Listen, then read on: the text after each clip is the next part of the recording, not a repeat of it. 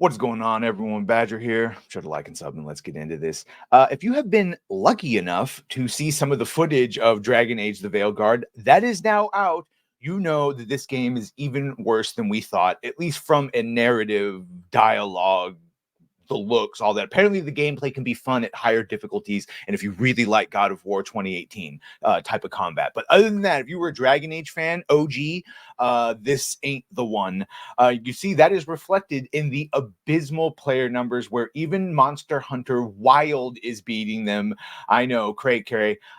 You can see here, this is particularly humorous because of this is, of course, the CEO who was just talking about, oh, I think Veilguard has breakout potential and this and that. It's going to be so great. And we see it hit all-time peak of 70,000 at launch. Now, this number could grow, but that isn't great when you consider something like a Monster Hunter Wilds, which we mentioned here, almost 500,000 in its peak. You can see that was 463,000 people, and of course 432 still currently playing it. So that's an insane player base.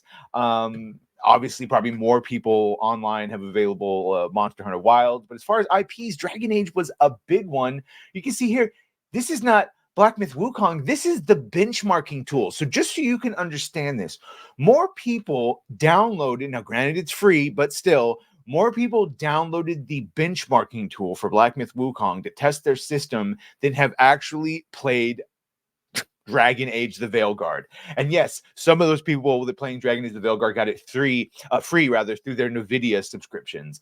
So just I don't know what they expected, especially since we've seen some of that is why we see now they were scrambling so hard to get rid of those dialogue options and the lectures, for lack of a better term, on pronouns and non-binary and trans and doing a barv. Oh my God. You can see here, after only hitting 70,000, similar and other games which hit 85,000, then a little bit later on, they're in the 100,000. So it's possible to go up. But I mean, look, Dragon Ball Zero peaking 122,000. So it's super low at only 70,000 people. Grums here tries to give a bit of an explanation why it is concerning of how low that number is. Says, here's why it is concerning and how I feel Dragon Age is already underperforming, specifically for a AAA game.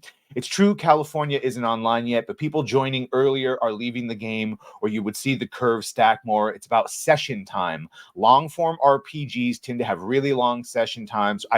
People playing for 4, 5, 6 hours, say, versus a first-person shooter, but we're not seeing that here. People are logging off after a relatively short amount of time because people are I was looking at it on my live feed. Most of the people playing this are people that just want to see how bad it is. I mean, Az played this.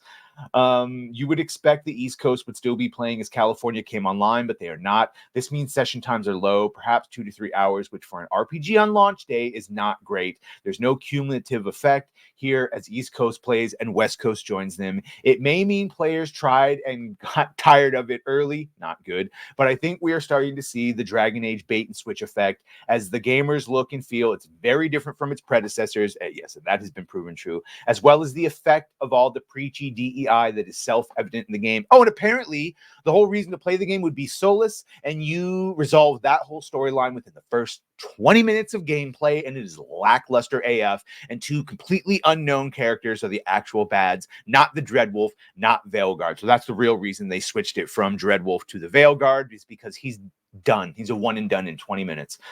10 years of expectation for them to ruin it in the first 20 minutes.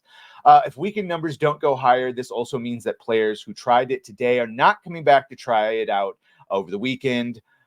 His sources. Me and my decades of industry experience professionally analyzing player data as a publisher and developer for WoW and other games. Charts from Steam database. Yeah. We'll see. It certainly seems to have leveled off. We'll see if it starts going down once California comes online.